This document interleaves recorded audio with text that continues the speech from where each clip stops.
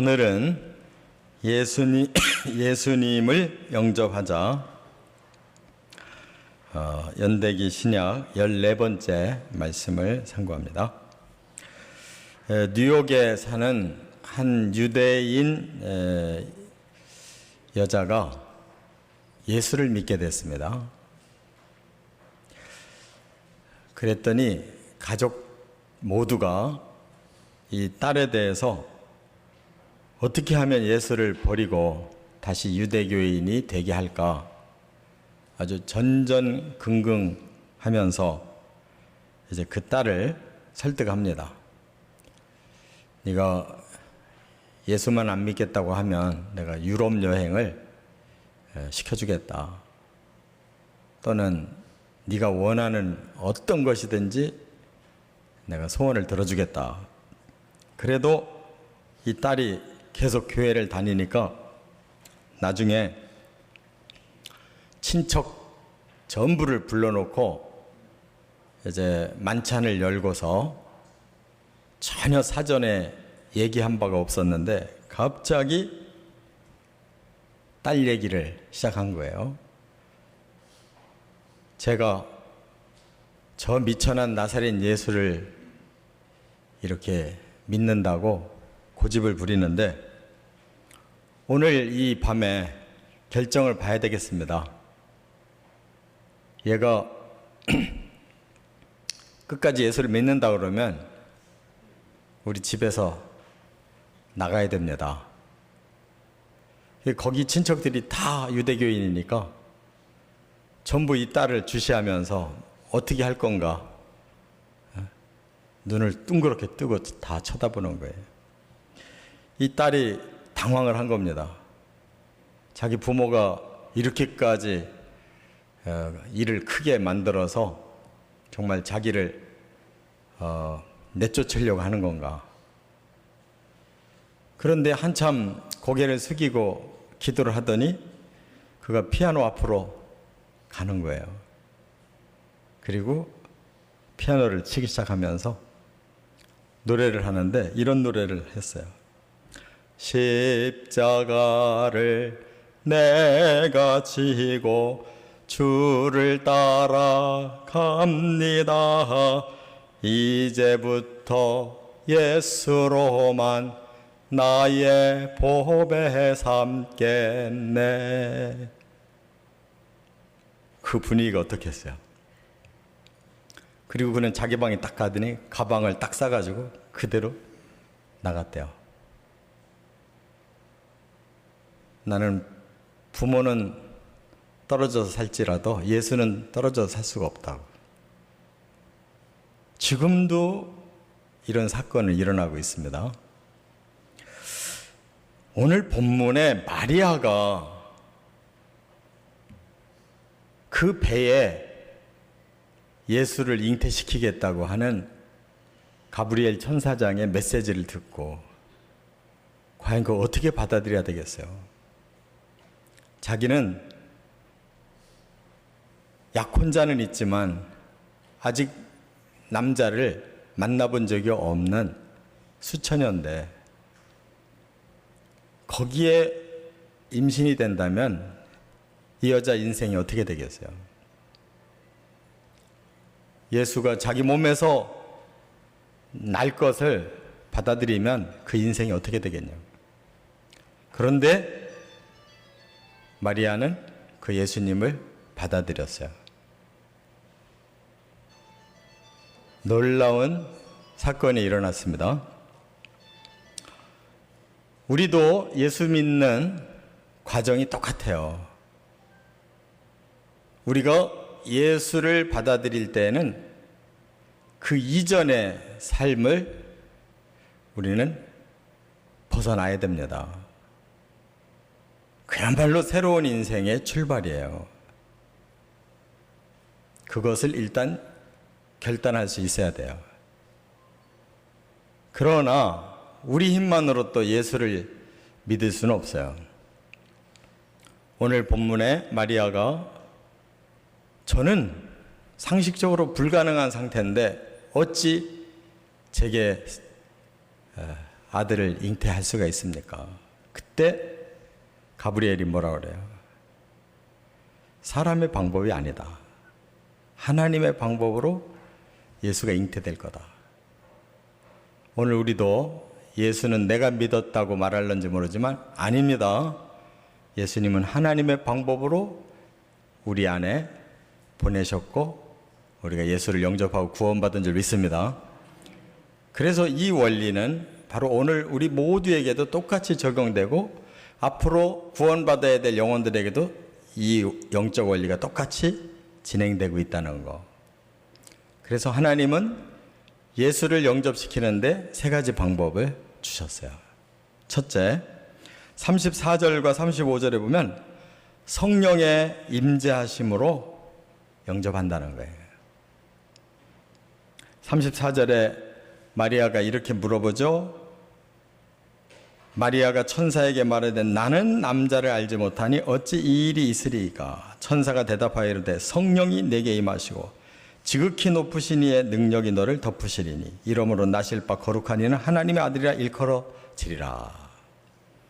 마리아는 사람의 상식으로 그것이 불가능하지 않습니까? 했을 때 천사 가브리엘은 그것은 하나님의 성령이 내게 임하고 지극히 높으신 이의 능력이 너를 덮을 때 하나님의 아들이 너에게서 태어난다. 이렇게 말씀했어요. 여러분, 우리는 예수님을 우리의 마음속에 영접하고 그 예수님을 통해 구원받으려면 반드시 사람의 상식으로 되는 게 아니고 하나님의 방법으로 되는데 그 첫 번째가 하나님의 영을 우리에게 보내신다는 거예요. 그리고 하나님의 능력으로 우리를 덮어서 바로 내 안에 예수를 영접하고 그리고 예수를 통해 우리가 구원받게 된다는 거.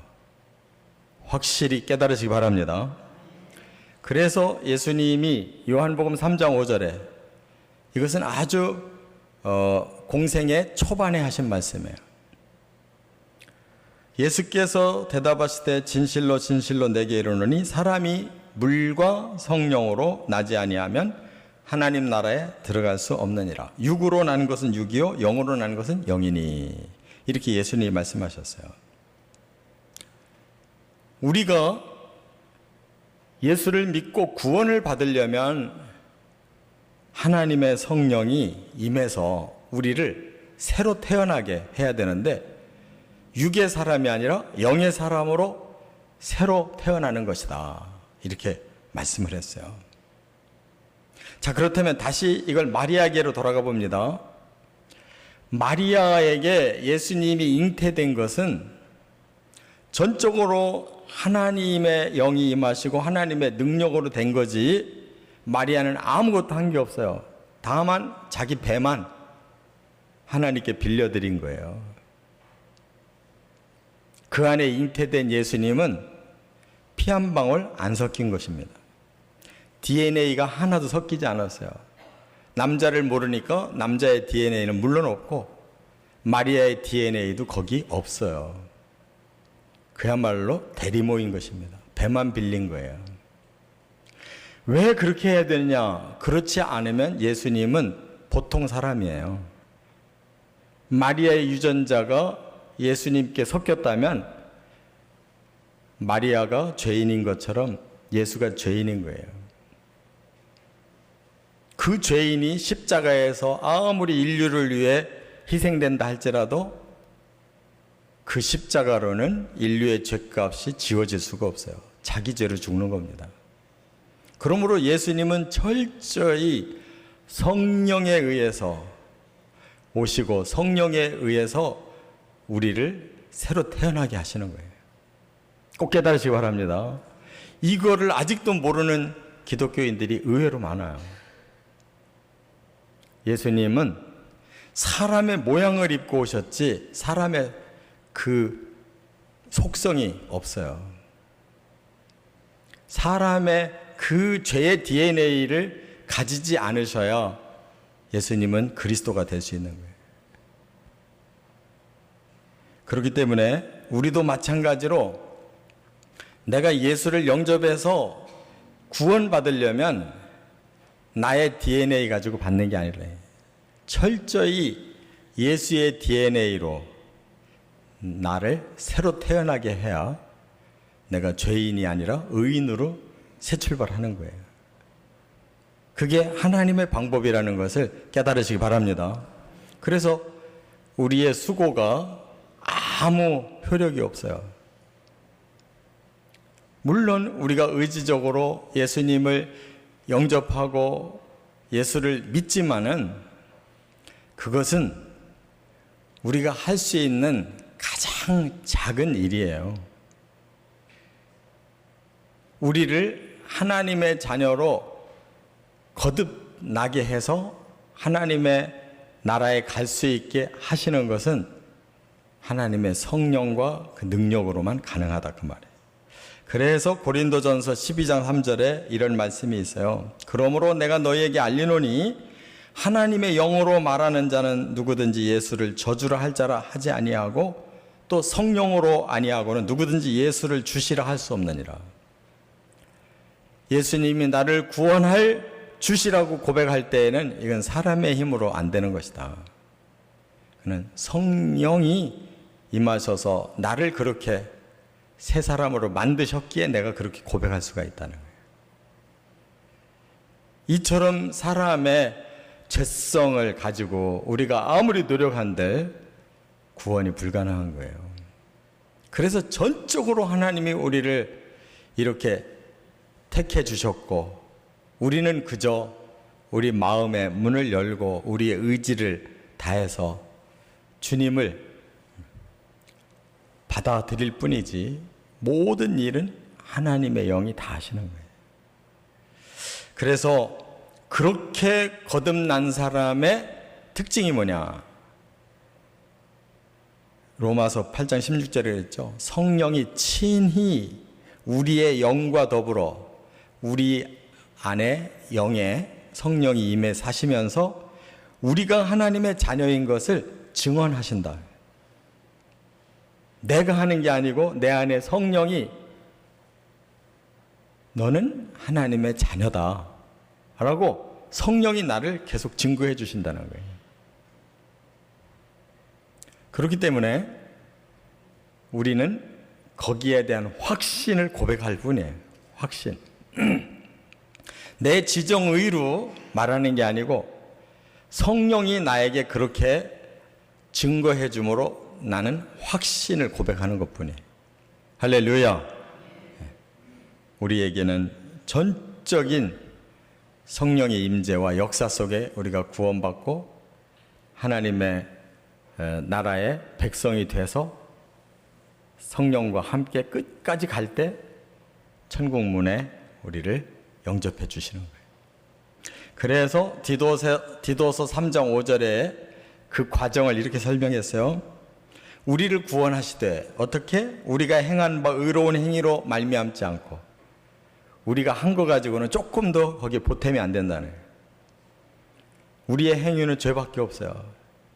그래서 우리의 행위가 거기에 아무 개입이 안 돼 있고 오직 그의 긍휼하심, 하나님 우리를 불쌍히 여겨주셔서 중생의 씻음, 우리 죄를 예수님의 십자가로 씻어주셔서 된 거예요.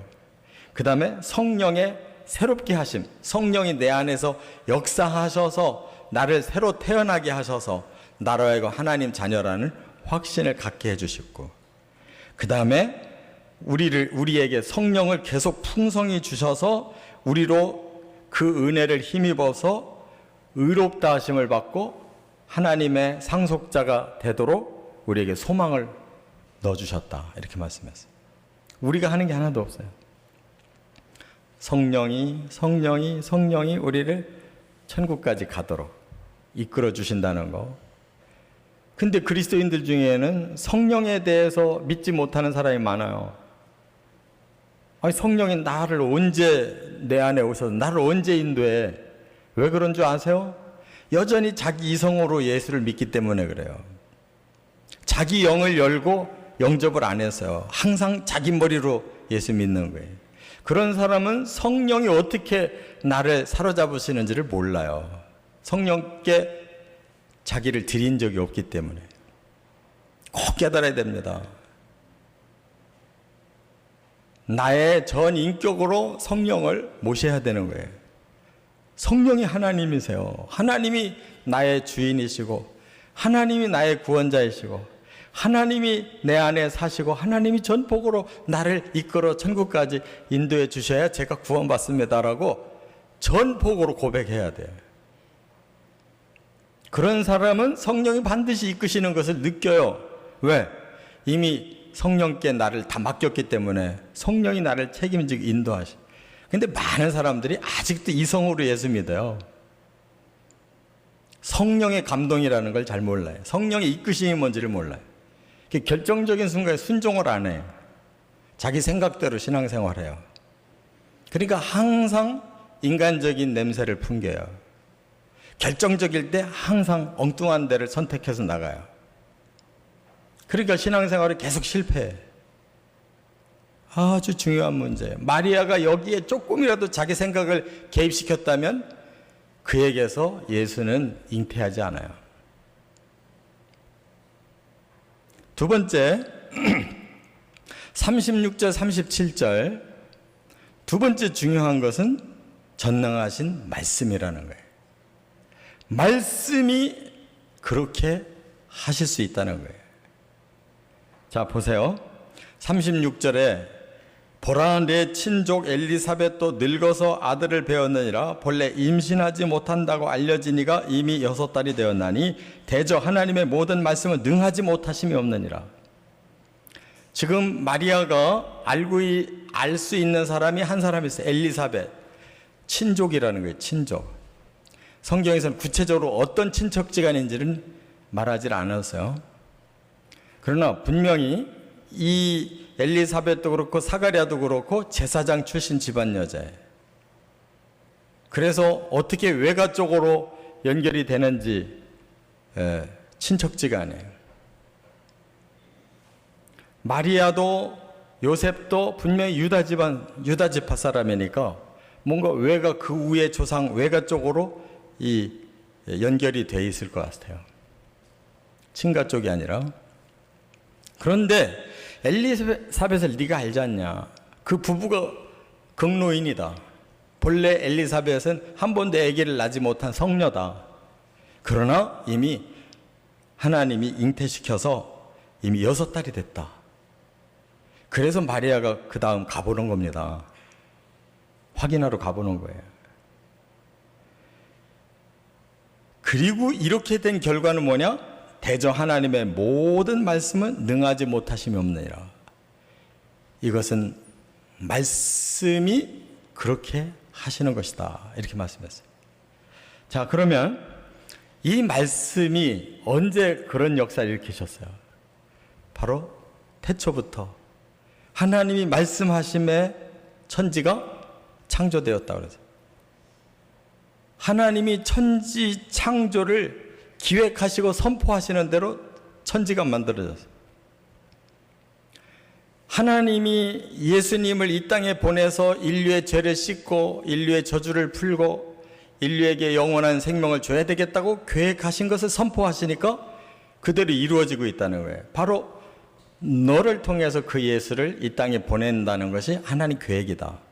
하나님의 그 말씀이 선포될 때에는 그 말씀대로 되어지는 것이다. 그러면 우리는 어떻게 해야 되겠어요? 예수님이 우리를 위해서 대신 피 흘려 돌아가셨다는 것을 하나님의 계획이고 그것이 선포되어진 말씀을 우리가 믿기만 하면 우리의 죄도 바로 해결이 되는 거예요. 우리를 저주에서 풀어주시기 위해서 죽은 예수를 다시 살리겠다, 부활케 하겠다 하신 말씀이 선포된 대로 그 부활하신 예수님을 나의 저주를 풀기 위해 먼저 부활하셨다라고 믿으면 내게도 그 말씀이 그대로 이루어진다 그 말.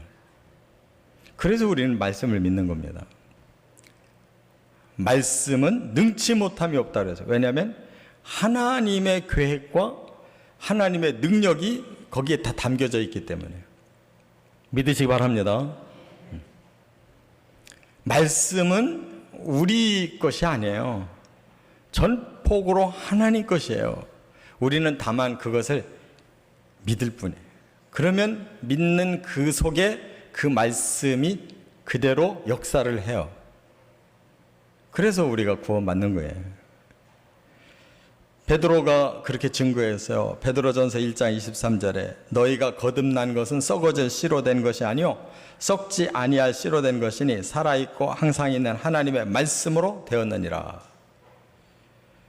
오직 주의 말씀은 세세토록 있도다 하였으니 너희에게 전한 복음이 곧 이 말씀이니라.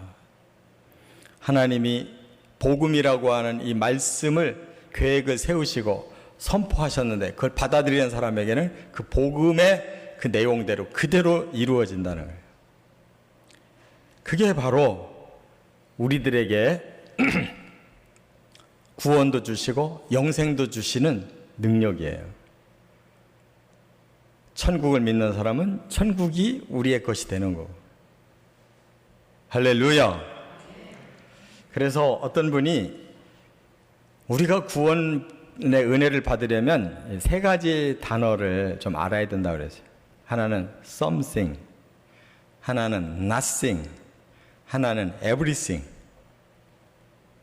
요 세 단어를 가지고 어떻게 우리가 깨달아야 되느냐. 나는 할 수 있어. something. 이 사람은 아무것도 못한다는 거예요. nothing. 나는 아무것도 할 수 없어. 그 사람이 하나님을 믿음으로 everything. 모든 거 할 수 있는 거라는 거예요. 내가 할 수 있다는 사람은 아무것도 못한다. 그러나 나는 아무것도 못한다 하는 사람은 everything. 하나님이 모든 걸 해주신다는 거예요. 이게 하나님의 말씀을 믿는다. 그 뜻입니다. 끝으로 세 번째 38절에 보면 또 한 가지 예수님을 우리가 영접하는 길은 겸손히 순종함으로 영접하는 것이다. 우리가 할 수 있는 일은 그냥 받아들이는 거예요. 다른 게 아무것도 없어요. 우리 마음을 열고 그냥 하나님의 성령과 하나님의 말씀을 받아들이면 그 안에 하나님의 성령과 말씀의 능력이 예수를 잉태케 하시고 그 예수를 통해 구원을 주시는 거예요. 여기 38절에 마리아의 위대한 고백이 나오죠. 마리아가 이르되 주의 여종이오니 말씀대로 내게 이루어지이다. 마리아는 정말 믿음이 좋은 사람이에요. 도저히 사람의 상식으로 볼 때 불가능한 일인데 하나님의 성령이 하시겠다고 그러고 하나님의 말씀이 그렇게 계획되어져 있다고 하니까 저는 하나님의 종일 뿐입니다. 하나님이 계획하신 대로 그대로 이루어 주시기를 원합니다 하고 순종하잖아요. 그래서 예수님이 그 안에 잉태하셨고 인류의 구주로 이 땅에 오실 수가 있었어요. 그런데 만일 마리아가 반대로 선택했다면 어떻게 되겠습니까? 그 마리아에게서는 예수님은 오실 수가 없어요. 마찬가지입니다. 오늘도 선택은 우리가 하는 거예요. 왜 마리아에게 가브리엘이 나타나서 계속 설명을 할까요? 선택하라고 설명하는 거예요. 선택할 필요가 없으면 그냥 말할 필요 없이 잉태시키고 그냥 진행하면 되는 거예요. 그런데 왜 마리아에게 일일이 설명하고 있냐면 마리아에게 선택권이 있기 때문에. 순종이냐 불순종이냐는 마리아의 권리예요. 그게 곧 자유의지라는 거예요. 그게 곧 사람의 특권이에요. 하나님의 말씀이라 할지라도 하나님의 능력이라 할지라도 우리가 좋아야지 그 역사를 일으키시지 싫다고 하는 사람에게는 역사를 일으킬 수가 없어요. 그게 전적으로 우리 권리예요. 자유의지가. 그렇기 때문에 인류의 처음 조상 하와와 아담이 자기 자유의지를 바로 불순종에 사용한 거예요. 하나님의 뜻에 순종하지 않고 사탄의 말에 자기의 자유의지를 사용해서 그렇게 받아들였기 때문에 인류에게 죄가 들어오고 인류에게 저주가 온 거예요. 그런데 이제는 그 인류에게 새로운 출발점이에요. 바로 하와 대신 마리아를 통해서 인류를 구원을 시작하시려고 하는데, 마리아는 하와 정반대로 주의 여종이오니 주의 말씀대로 이루어지길 원합니다. 순종하니까 거기서부터 구원이 시작된 거예요. 할렐루야. 이와 같이 우리 그리스도인이 되려고 하면 반드시 복음의 말씀과 그 성령께 하나님이 원하시는 대로 되기를 원합니다 하고 그 말씀을 받아들이고 성령께 나를 드려야 되는 거예요. 그러면 성령과 말씀이 다 우리를 만져서 우리에게 구원을 주시도록 거듭나게 하시고 죄를 씻어 의롭게 하시고 하나님의 친백성으로 삼으시고 성령이 계속 우리를 공급하시고 인도하셔서 천국으로 들어가게 하시는 거예요. 우리는 다만 그 말씀과 그 성령께 순종할 뿐이에요. 예수님도 분명히 이렇게 말씀했어요. 요한계시록 3장 20절에 볼지어다 내가 문 밖에 서서 두드리노니 누구든지 내 음성을 듣고 문을 열면 내가 그에게로 들어가 그와 더불어 먹고 그는 나와 더불어 먹으리라. 선택권을 우리에게 주신 거예요. 내가 문 밖에서 너희의 마음의 문을 두드리고 있다는 거예요. 우리가 마음 문 열어야 들어간다는 거예요. 안 열으면 예수님 못 들어오신다는 거예요. 구원은 우리의 선택에 달려 있어요. 열어야 그때부터 역사하시는 거예요. 할렐루야. 사람은 이처럼 존귀한 자들입니다. 천국도 우리가, 지옥도 우리가 선택하는 거예요.